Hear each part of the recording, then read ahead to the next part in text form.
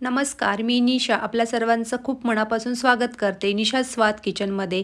तर आज आपण बनवणार आहोत तांदळाची पांढरी शुभ्र मऊसूत लुसलुशीत अशी भाकरी किंवा पोळी.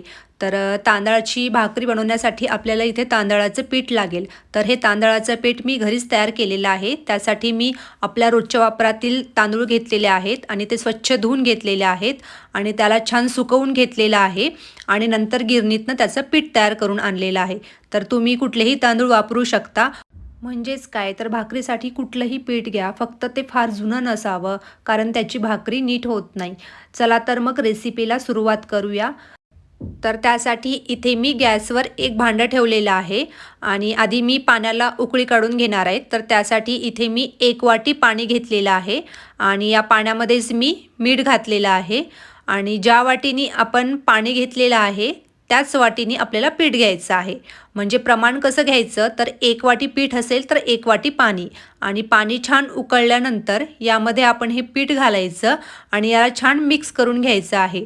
तर अशा प्रकारे हे पीठ आपण मिक्स करून घेऊया आणि पीठ मिक्स झाल्यानंतर लगेचच गॅस बंद करायचा. तर इथे मी गॅस बंद करून या पिठाला असंच 10 मिनटं झाकून ठेवलेलं आहे, म्हणजे त्याला छान वाफ येईल.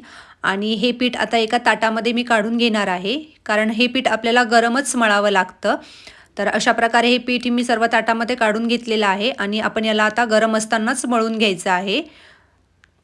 तर अशा प्रकारे तुम्ही एकदम हलक्या हाताने या पिठाला मळून घ्यायचं आहे आणि याचा छान असा गोळा तयार करून घ्यायचा आहे. तर तुम्ही बघू शकता हे पीठ किती सॉफ्ट झालेलं आहे. अशा प्रकारे तुम्ही याला हलक्या हाताने सॉफ्ट असं मळून घ्यायचं आहे. तर आता आपण याची पोळी लाटून घेऊया किंवा तुम्ही याला भाकरीसुद्धा म्हणू शकता.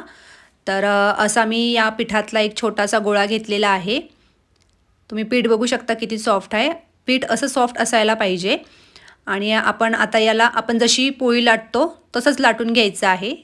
थोडंसं खाली मी तांदळाचंच पीठ घातलेलं आहे आणि अशा प्रकारे आपण जशी पोळी लाटतो तसं याला मी लाटून घेणार आहे. तर ही पोळी अशी मी छान लाटून घेतलेली आहे. आता आपण याला भाजून घेऊया. तर गॅसवर आधीच मी तवा गरम करत ठेवलेला होता. तर त्यावर ही पोळी घालायची आणि भाजून घ्यायची आहे. जशी आपण नॉर्मल गव्हाची पोळी भाजतो तशीच ही पोळी भाजायची आहे. तर तुम्ही पाहू शकता पोळी किती छान फुलल्या जात आहे.